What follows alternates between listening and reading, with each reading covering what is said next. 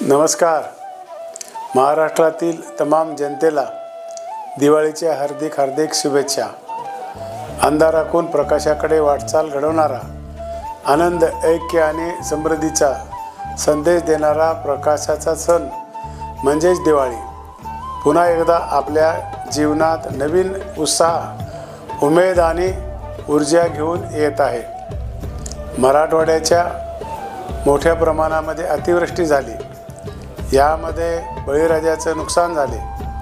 ही दिवाळी खऱ्या अर्थाने शेतकऱ्यांना